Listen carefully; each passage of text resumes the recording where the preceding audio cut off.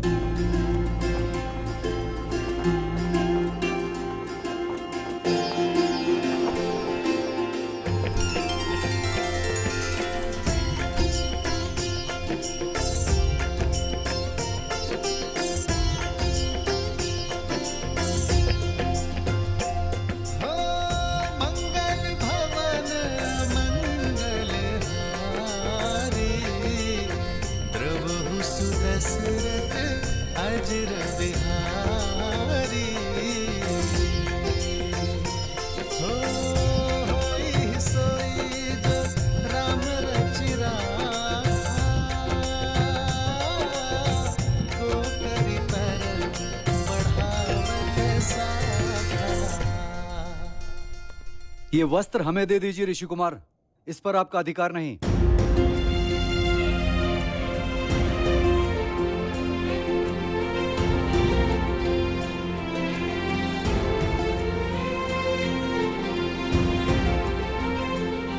क्यों रुक गए? महाराज का तो आशीर्वाद तुम्हारे साथ है। गाओ पुत्र गाओ। गाओ न ऋषि कुमार। हाँ हाँ गाओ। गाओ ऋषि कुमार गाओ। गाओ गाओ गाओ गाओ गाओ गाओ गाओ।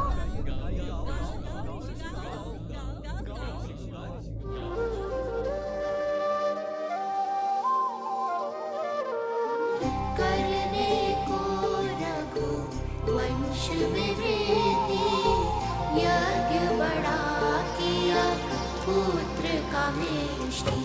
भय चार सुत जो मिले चार धाम, शत्रुघ्न भरत लक्ष्मण और राम।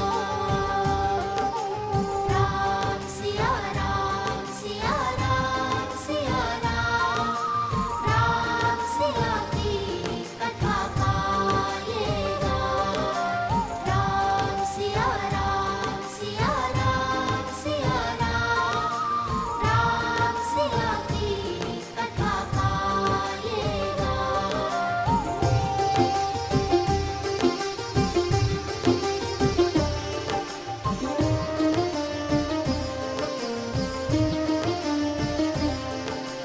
राम सिया राम सिया राम सिया राम, राम सिया की कथा गाएगा।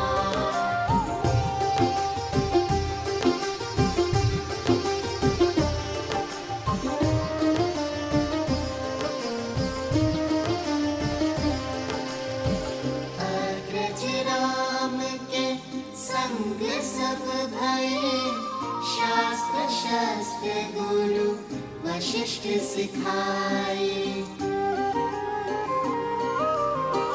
धर्म के काजे राम लखन फिर, विश्वामित्र संग लीन विदाए।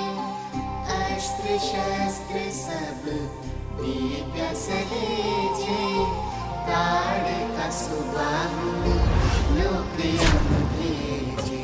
करुणा से न बड़ा कोई वार, छू कर किया मां अहिल्या। राम सिया राम सिया राम सिया राम, अति पावन सिया राम लगा।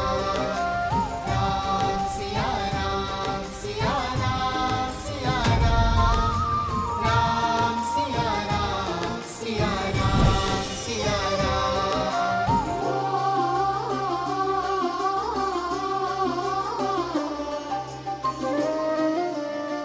ये कौन बालक इतना मधुर राम कथा का गान कर रहे हैं? मिथिला में शिव का धनुष भयंकर, जिसे ना हिला सका कोई धुरंधर।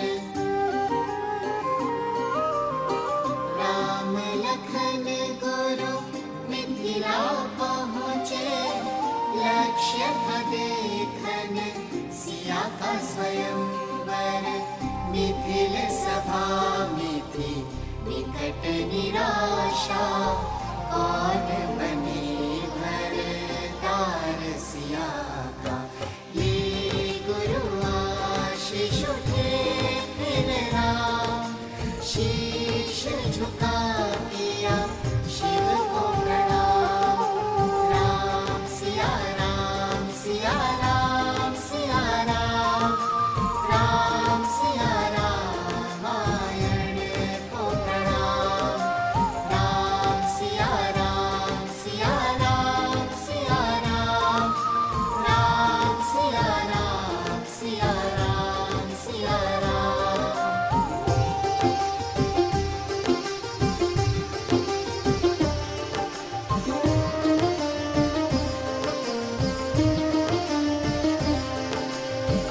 राम सहजता से धनुष उठाए, टूटा धनुष जो प्रत्यंचा चढ़ाए।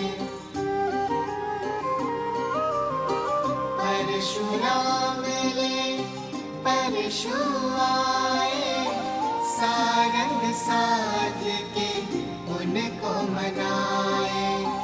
जानकी ने वर माला डारी, भूप मिले श्री और चक्रधारी। एक हो गए फिर सिया और राम, दो है शरीर एक नाम।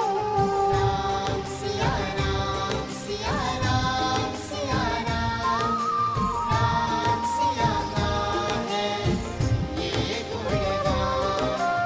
राम सिया राम सिया राम सिया राम, राम सिया राम सिया राम सिया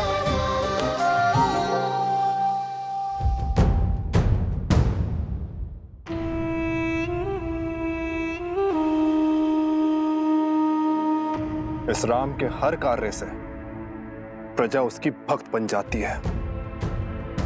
बिना शस्त्र उठाए, बिना सामने आए, वो हर बार हमें हरा देता है। और अब ये दोनों राम कथा सुनाकर उसकी भक्ति और प्रबल कर रहे हैं। इन दोनों के सर से अभी राम नाम का प्रेत उतारता हूं।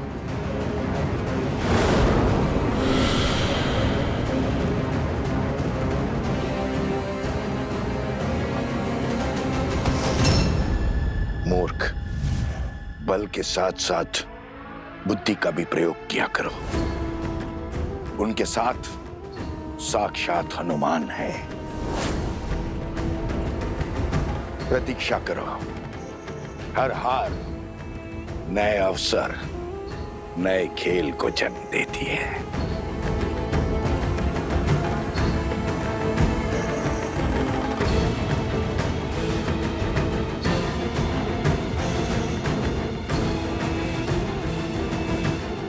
मिल गया मार्ग। कल प्रातःकाल सूर्य की पहली किरण के साथ पुनः यज्ञ आरंभ होगा।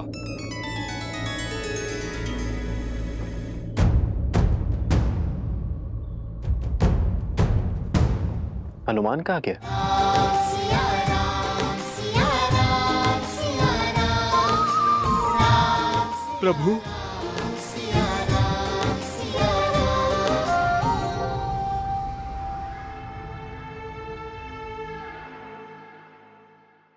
भैया, वो ब्राह्मण कहाँ गए जो भावमग्न होकर हमारा गान सुन रहे थे? हाँ, मैंने भी उन्हें कहीं जाते देखा नहीं। कहीं भोज करने तो नहीं गए, इसलिए लौट गए होंगे। चलो ना, हम भी चलते हैं धर्मशाला। हाँ हाँ, शीघ्र चलते हैं। भैया, तन मन प्रसन्न हो गया श्री राम कथा कहकर, किंतु हमारी भक्ति ना श्री राम को हमारे निकट लाई, ना हमें उनके। जो हृदय में है वो सामने भी अवश्य आएंगे।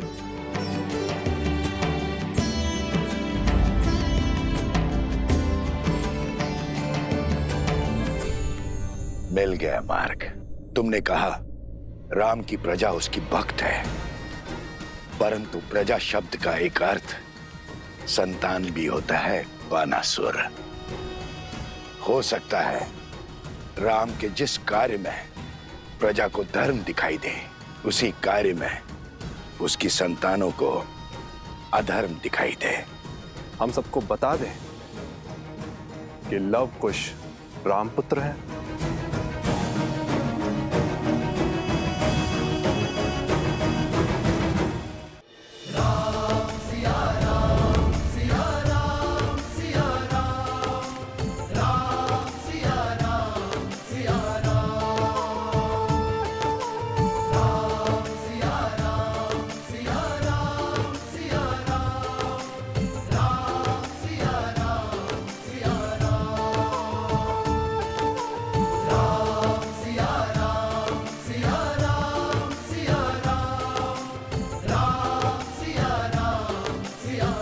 कहाँ व्यस्त है हनुमान?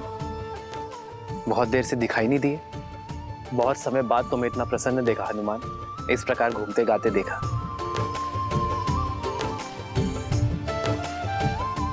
हनुमान जी, हमें भी तो बताइए, इस मंत्र मुग्धता में हम कैसे झूमे? भरत भैया, जब मन आनंद से भरा हो तो पग अपने आप झूमने लगते हैं, और भक्त को मंत्र मुग्ध करने वाले और कोई नहीं, मेरे प्रभु श्री राम ही हैं। मैंने क्या किया हनुमान? आपने नहीं, आपकी कथा ने प्रभु। उन दो ऋषि कुमारों ने, जो नगर में आपके और माता सीता के गुण गा रहे थे। प्रभु, जितने सुंदर मुख उतनी सुंदर वाणी, जितने सुंदर शब्द उतना सुंदर संगीत। प्रभु, मुझे लगा जैसे साक्षात माता सरस्वती गा रही थी और अयोध्या झूम रही थी।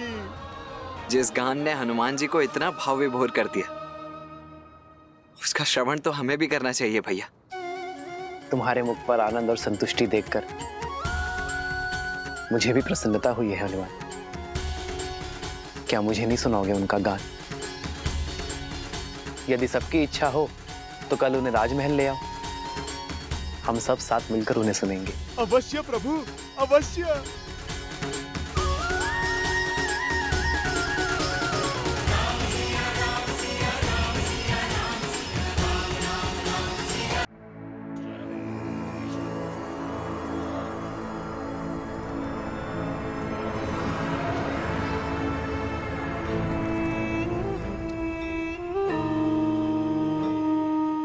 हम किसी के आगे लवकुश का भेद नहीं खुलने देंगे, क्योंकि ज्ञान व्यक्ति को मुक्त कर देता है और अज्ञान बांधे रखता है।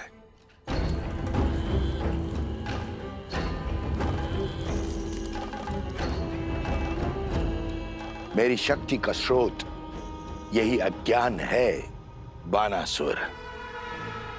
मिथिला में मेरी यही योजना थी कि सारे समाज के समक्ष ये रहस्य प्रकट कर दूं, किंतु अब मन में और भी उत्तम विचार आया है। कैसा विचार?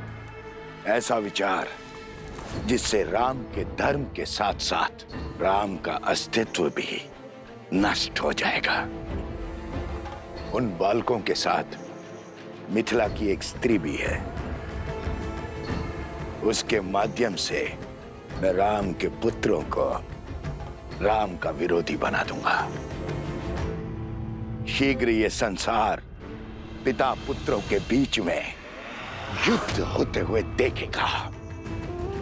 राम के हाथों लवकुश का वध होते हुए देखेगा।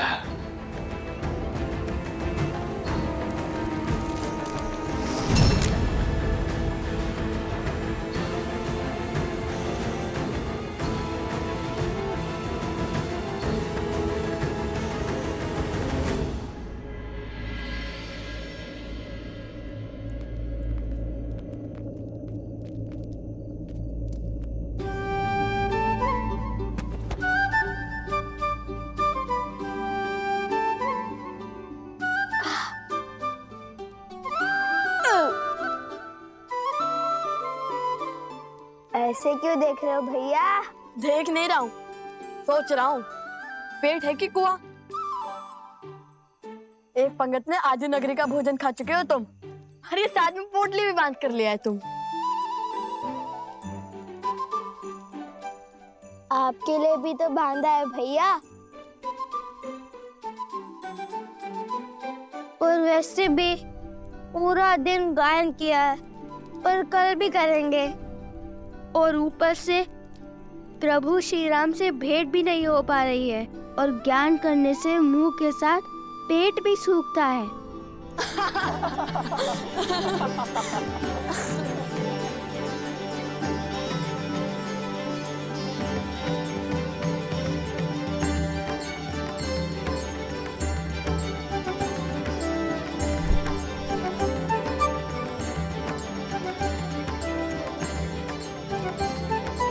कुश, अरे कुश, रूठ क्यों गए?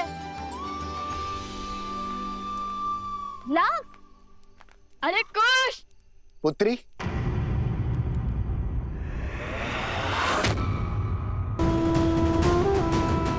तनिक भोजन मिलेगा?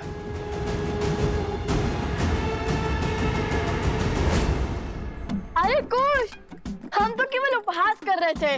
अब प्रभु से ना मिलने का क्रोध तुम हम पर क्यों निकाल रहे हो?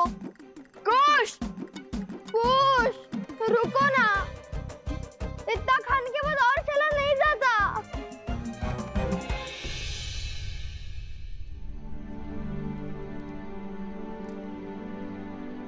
सभी ऋषिगण यहीं पर हैं।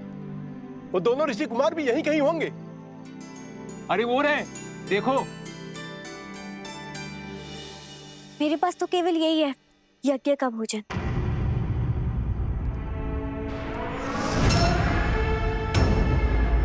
अवध की अन्नपूर्णा वन में भटक रही है और अवध में भोज चल रहा है। दुर्भाग्य, सीता को त्याग कर भी राम के गुणगान गाए जा रहे हैं। सीता का त्याग करके भी राम महान हो गया। अश्वमेध यज्ञ की अग्नि जल रही है, किंतु किसी के हृदय में सीता के लिए विषाद की चिंगारी तक नहीं भड़की। पर मेरा मन जल रहा है। मेरे लिए ये भोग अपवित्र है, विष है। और गांव पर नमक तो तब छिड़क रहा है जब वो ऋषि कुमार राम के गुणगान गा रहे हैं। कुश रुको, कुश, कुश। ऋषि कुमारों,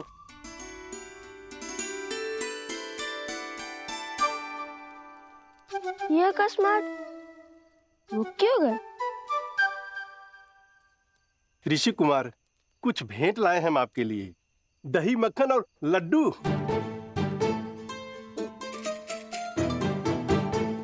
क्या? लड्डू?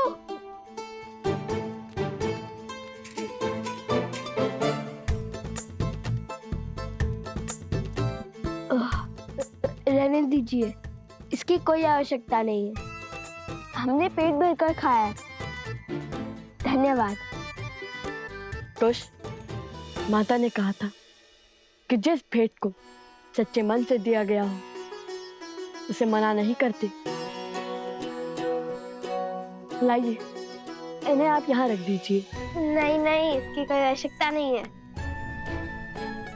लाइए लाइए।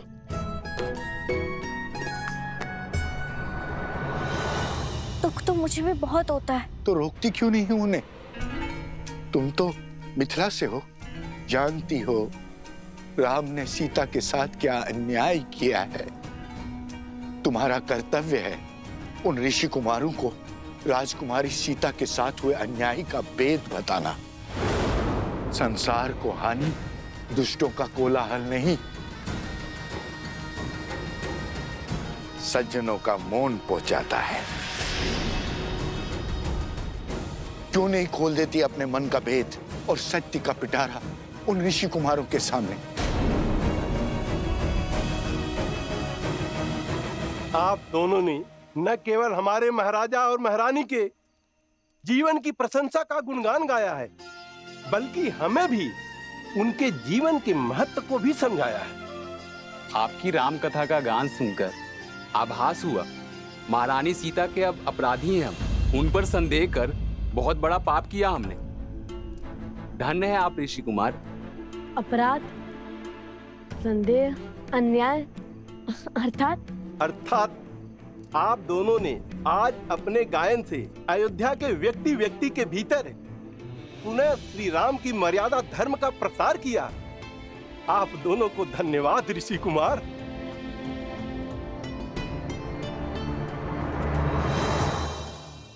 अरे तुम तो सच में टूट पड़े। भैया, पावन अयोध्या की पावन भूमि का पावन प्रसाद कैसे जोड़ूंगा? ये भी उचित है। वैसे वो प्रजाजन क्या कह रहे थे?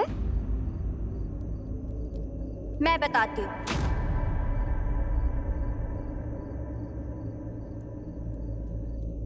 क्या? अब तो अयोध्या की प्रजा भी मान गई कि श्री राम ने हमारी मिथिला की राजकुमारी के साथ अन्याय किया है। कैसा अन्याय? क्या कह रही हैं आप? हाँ, सुना तो मैंने भी था कि श्री राम ने माता सीता को त्याग दिया है।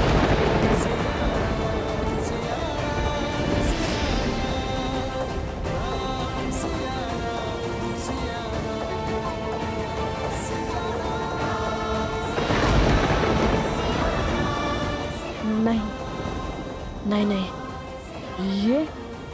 ये असंभव है।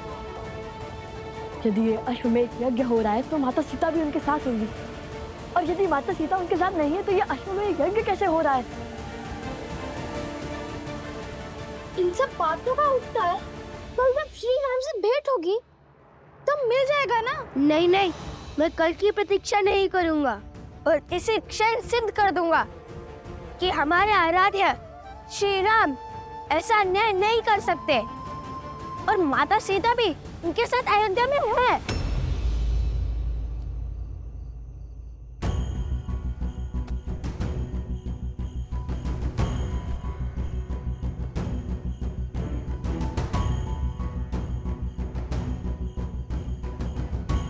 एक बार माता सीता से मिलने सब सिद्ध हो जाएगा। परंतु माता ने गरिमा में रहने के लिए कहा था। ठीक है, यदि आपको प्रमाण नहीं चाहिए तो चलते हैं।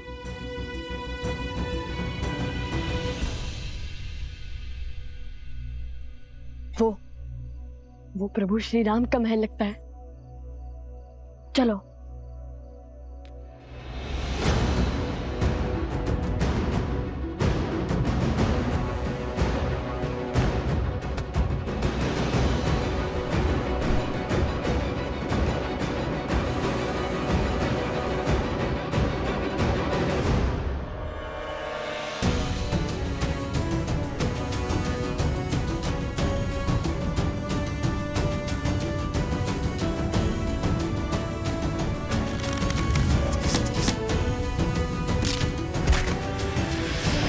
चलो वहां को, ये देखते हैं।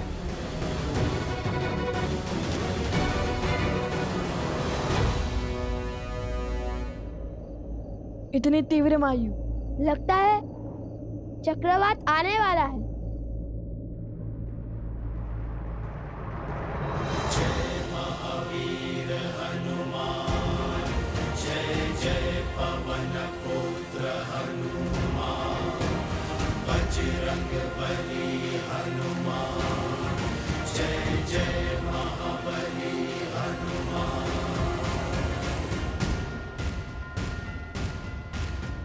बजरंग बली। हनुमान जी, हमारा प्रणाम स्वीकार करें।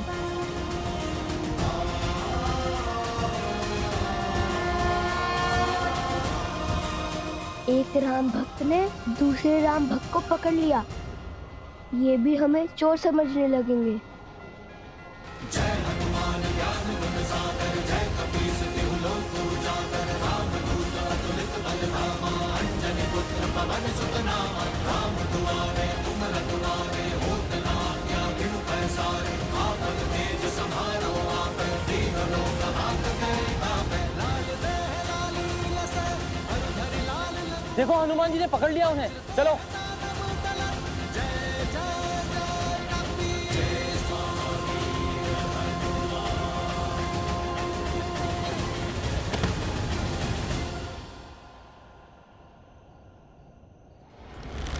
नीचे से चीख कर बात करनी पड़ती है ना, और चीख कर बात करना सभ्यता नहीं, इसलिए ऊपर आ गया।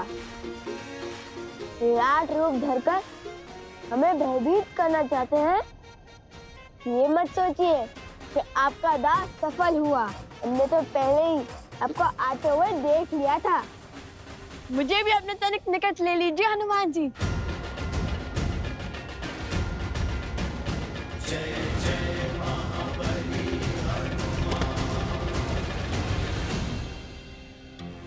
महाबली हनुमान जी, हमारा साहस भले ही आपको दो सांस लगे, किंतु हम श्री राम और माता सीता के दर्शन करना चाहते हैं।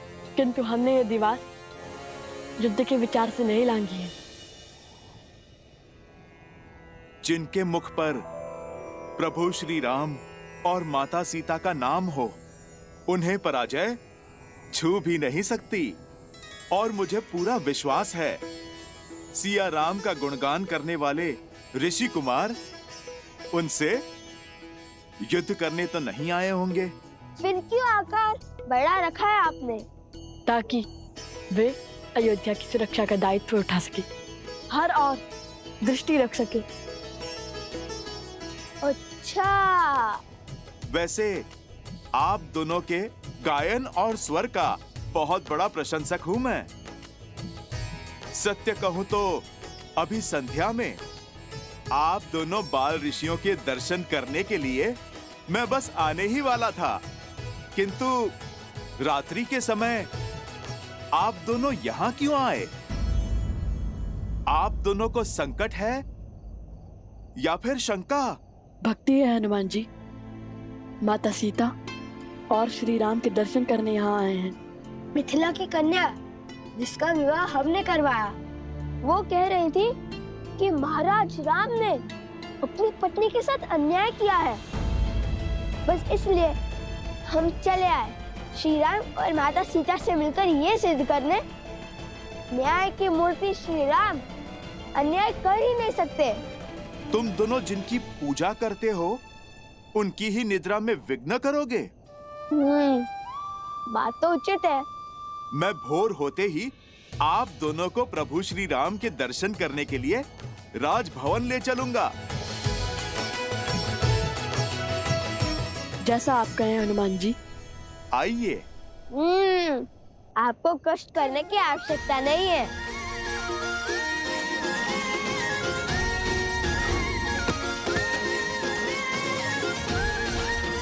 अद्भुत, बुद्धि के साथ बल और साहस भी है आप दोनों में। धन्यवाद, कल भोर अवश्य ही भेंट होंगी। प्रणाम। हमें श्री राम और माता सीता से मिलना है। स्मरण रहे, हम आपके मित्र हैं, हमारे बाण नहीं।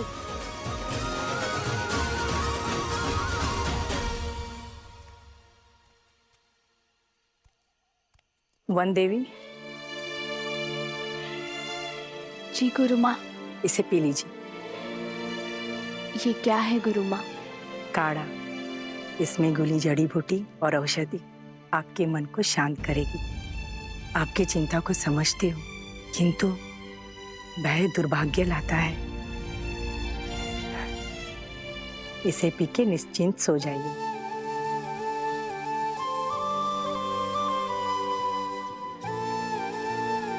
धन्यवाद गुरु माँ। विश्राम कर। आप मेरी चिंता तो समझती हैं, किंतु उसके पीछे का कारण नहीं। बस मेरे लव कुश अपने आराध्या से मिल ले और उनकी भक्ति पर कोई आँच ना आने पाए।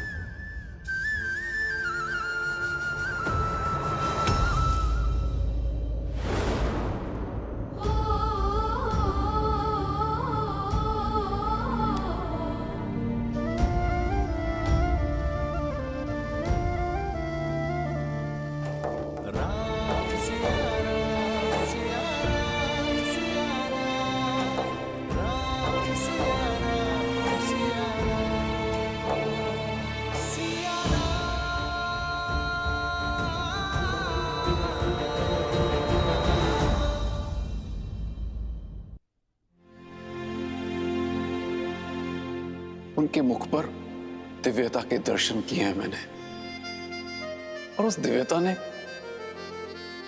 मेरा मन मोह लिया।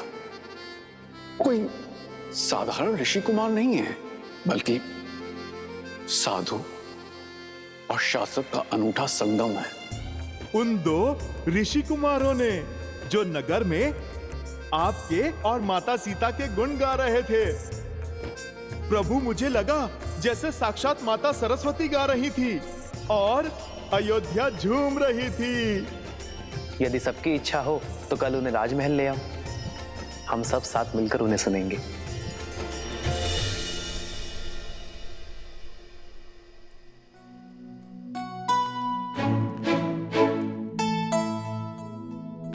अरे उठकर व्यायाम भी करने लग गए कुछ।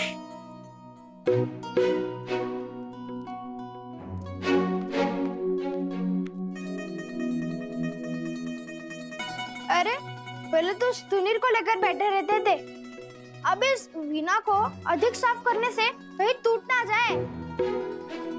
कितनी मूर्खतापूर्ण बातें कर रहे हो। श्री राम और माता सीता से मिलने जा रहे हैं।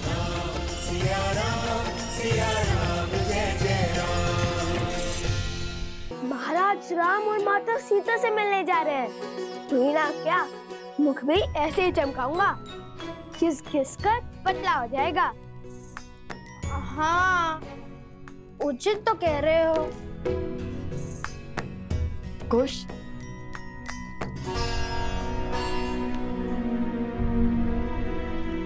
ये महारानी सीता है, माता सुनकर कहीं क्रोधित ना हो जाए। लव और कुश, तुम जानते हो वो दोनों कौन हैं? वो वन देवी के पुत्र। और ये वन देवी कौन है? लव कुश की माता। केवल लव कुश की माता नहीं, मूर्ख बालक, श्री राम की अर्धांगिनी, अयोध्या की महारानी है वो, सीता है वो, सीता। इसलिए तो मुख स्वच्छ कर रहा हूँ भैया। मैंने सुना है स्त्रियों को कभी सुंदर बालकों पर क्रोध नहीं आता। ठीक है, लेकिन माता सीता कहने की कोई आवश्यकता नहीं है। ये तो मेरे मन से पूछिए भैया, जो हमेशा कहता है कि माता सीता सुंदर, सहज और प्रेम पूर्ण होंगी। सब उन्हें माता कहकर बुलाते होंगे। लव कुश वो ऋषि कुमारों, हनुमान जी।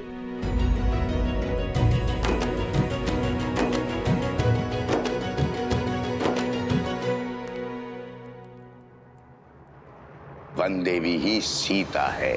जब लवकुश को पता चलेगा कि माता सीता यहाँ नहीं है, तब क्या होगा? क्या मैं उन दोनों को सत्य बता